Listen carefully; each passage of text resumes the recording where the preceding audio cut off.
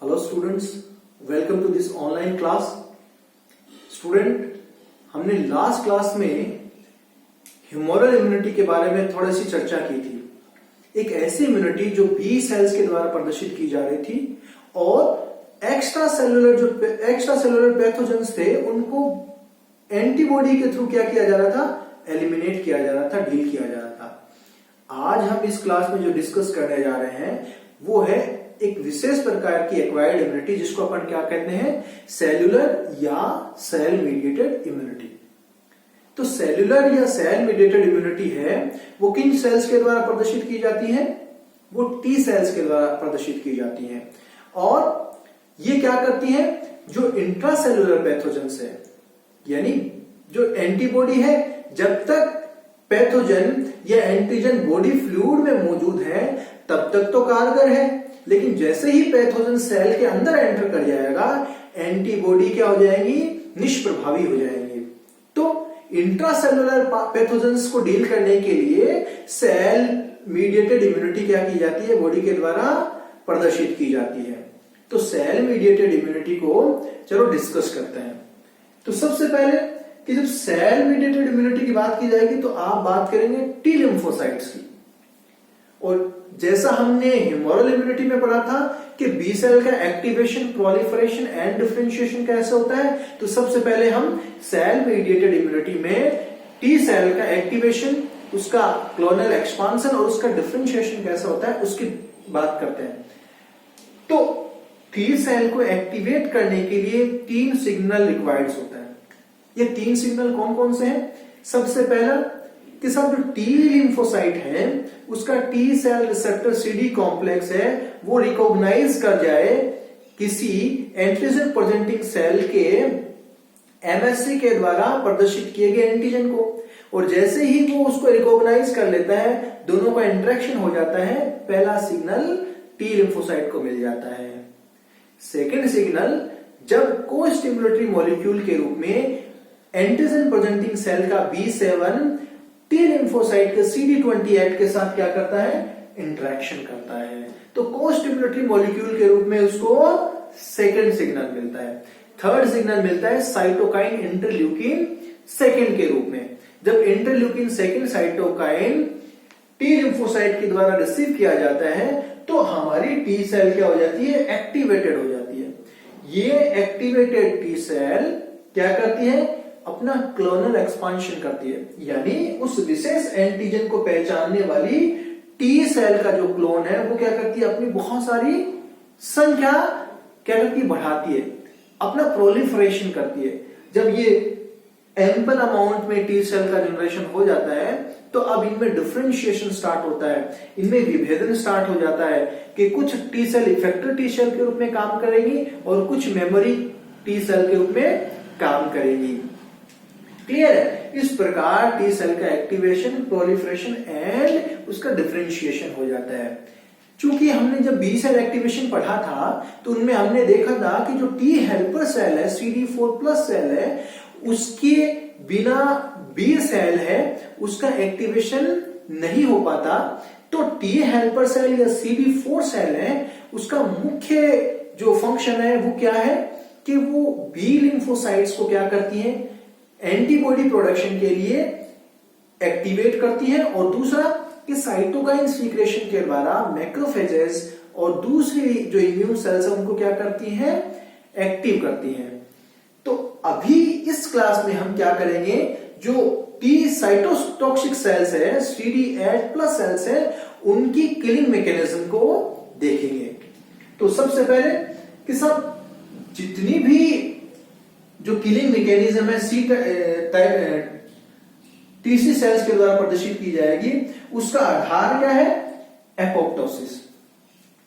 तो जैसा हम जानते हैं कि सब जितनी भी वर्टिब्रेट की न्यूक्लिएटेड सेल्स हैं, यानी ऐसी कोशिकाएं जो केंद्रक रखती हैं, सब की सब एमएससी क्लास फर्स्ट का क्या करती हैं, प्रदर्शन करती हैं अपनी प्लाज्मा मेम्ब्रेन पर। तो हमारी जो CD8 सेल है वो सभी की सभी जो अल्टर्ड सेल्स हैं यानी इन्फेक्टेड सेल्स हैं उनको क्या कर सकती है, किल कर सकती है, चाहे वो कोई भी प्रकार की सेल हो। क्योंकि क्योंकि न्यूक्लिएटेड सेल बॉडी के अंदर, तो nucleated cell MHC class first का क्या करती है, प्रदर्शन करती है, और एमएससी क्लास फर्स्ट को आराम से हमारी CD8 सेल्स के द्वारा क्या किया जा सकता है, रिकॉग्नाइज किया जा सकता है। तो इन्फेक्टेड सेल के रूप में, चाहे वो बैक्टीरियल या वायरली इन्फेक्टेड सेल हो, या कोई ट्यूमर सेल हो, या ट्रांसप्लांटेड सेल हो, कौन किस प्रकार की हो सकती है हमारी target cell cytotoxic T lymphocyte के लिए? ऐसी सेल जो बैक्टीरिया या वायरली इन्फेक्टेड हो, या ट्यूमर सेल हो, या एक ऐसी सेल जिसको किसी दूसरे से हमारे शरीर के अंदर प्रवेश करवाया गया हो, ट्रांसप्लांटेड सेल हो, किसी ऑर्गन के रूप में हो, सेल के रूप में हो। तो ये हमारी जो CD8 सेल है उसके लिए क्या है, टारगेट सेल है। तो ये जो साइटोटॉक्सिक टी लिम्फोसाइट्स हैं वो अपने टारगेट सेल को किल करने के लिए जो स्ट्रेटेजी अपनाती हैं वो सामान्यतः 2 पाथवे के द्वारा क्या होता है, कंप्लीट होता है। पहला होता है परफोरिन एंड ग्रेंजाइम बेस्ड जो एपोप्टोटिक पाथवे है, और दूसरा है FAS ligand based apoptosis. Clear? तो सबसे पहले ऐसा एपोप्टोसिस जो किसके द्वारा स्टार्ट किया जाता है, परफोरिन एंड ग्रेंजाइम्स के द्वारा।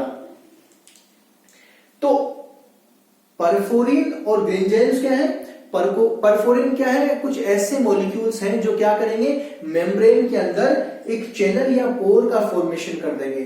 तो टारगेट सेल की अगर मेम्ब्रेन में चैनल या पोर का फॉर्मेशन हो गया तो हमारी जो ग्रेंजाइम्स हैं, जो एक्चुअल में क्या है, सीरीन प्रोटीएजेस हैं, यानी प्रोटीन को तोड़ने वाले एंजाइम्स हैं, वो क्या कर जाएंगे, टारगेट सेल में एंटर कर जाएंगे। और जैसे ही टारगेट सेल में एंटर करेंगे, ये या तो क्या करेंगे, इफेक्टर या एग्जीक्यूशनर कास्पेस को क्या कर देंगे, एक्टिवेट कर देंगे, या इनिशिएटर कास्पेस के थ्रू एपोप्टोसिस की क्रिया को क्या करेंगे, अंजाम देंगे। जो दूसरा तरीका है वो है FASL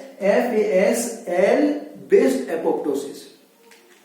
इसमें क्या होता है कि हमारी जो साइटोटॉक्सिक टी लिम्फोसाइट है उस पर क्या होता है, FAS लिगेंड, और इसका रिसेप्टर कहां होता है, हमारी टारगेट सेल पे।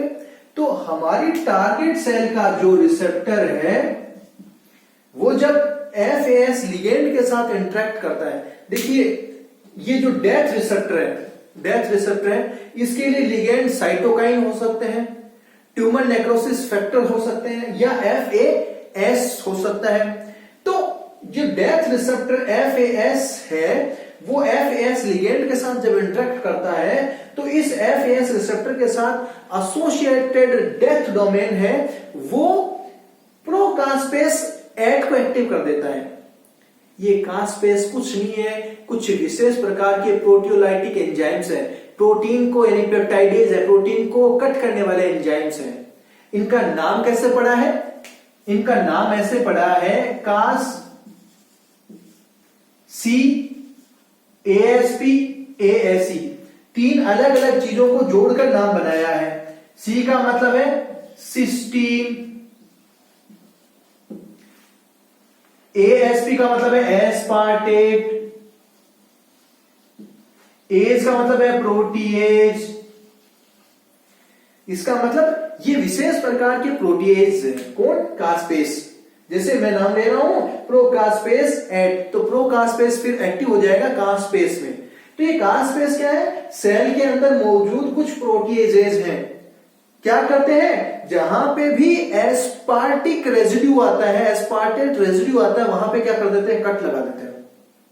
और इन एंजाइम की जो कैटालिटिक सेंटर होता है, एक्टिव सेंटर होता है, वो सिस्टीन होता है। तो cysteine mediated aspartate specific proteases को अपन क्या बोलते हैं, कास्पेस।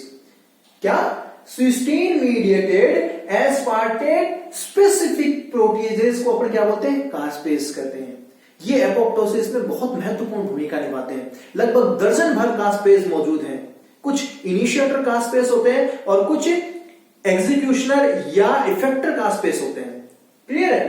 तो इस FAS एसोसिएटेड डेथ डोमेन क्या करता है, प्रोकास्पेस 8 को क्या कर देता है, एक्टिव कर देता है। ये प्रोकास्पेस 8 कास्पेस 8 में बदल जाता है और ये कास्पेस एक्ट क्या करता है, इफेक्टर या एग्जीक्यूशनर कास्पेस 3 को एक्टिव कर देता है, जिससे जो साइटोस्केलेटन है और न्यूक्लियर मटेरियल वो क्या हो जाता है, डिस्ट्रॉय हो जाता है और सेल डेथ हो जाती है। या दूसरा तरीका क्या हो सकता है कि साहब जो कास्पेस 8 है वो माइटोकॉन्ड्रिया से साइटोक्रोम सी को क्या करवा दे, लीक करवा दे। जब ये साइटोक्रोम सी साइटोप्लाज्म में लीक हो जाएगा तो साइटोप्लाज्म में एपोप्टोसोम का निर्माण होगा। एपोप्टोसिस एसोसिएटेड जो फैक्टर फर्स्ट है वो क्या करेगा, साइटोक्रोम सी के साथ जुड़ जाएगा और किसका निर्माण करेगा, एपोप्टोसोम। और ये एपोप्टोसोम क्या करेगा, अल्टीमेटली जो एग्जीक्यूशनर कास्पेस 3 है उसको एक्टिव कर देगा और सेल की प्रोग्राम डेथ हो जाएगी। तो इस प्रकार हमारी जो साइटोटॉक्सिक टी लिम्फोसाइट है वो या तो परफोरिन या ग्रेंजाइम बेस्ड एपोप्टोसिस कर देती है या FASL लिगेंड बेस्ड एपोप्टोसिस कर देती है। इसके अलावा भी जैसे नेचुरल किलर सेल्स हैं वो टी लिम्फोसाइट की अगर प्रॉपर्टी ग्रहण कर ले तो हाइब्रिड के रूप में और ट्रांसफॉर्म हो जाए तो वो भी क्या कर सकती है, टारगेट सेल को और डिस्ट्रॉय कर सकती है। तो इस प्रकार हमारी जो सेल मीडिएटेड इम्यूनिटी है वो bacteria, virally infected cell, tumour cell या ट्रांसप्लांटेड सेल को एपोप्टोसिस के द्वारा एलिमिनेट करती जाती है।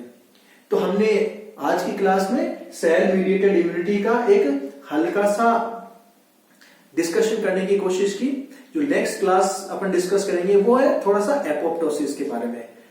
इसके अलावा मैं क्लासिकल जो जूलॉजी है उसमें इनवर्टिब्रेट को भी स्टार्ट करने जा रहा हूं, तो चैनल के साथ जुड़े रहें। और आज हम जो इनवर्टिब्रेट की क्लास स्टार्ट करने जा रहे हैं उसमें हम हल्का सा प्रोटोजोआ को डिस्कस करने वाले हैं। Thank you so much.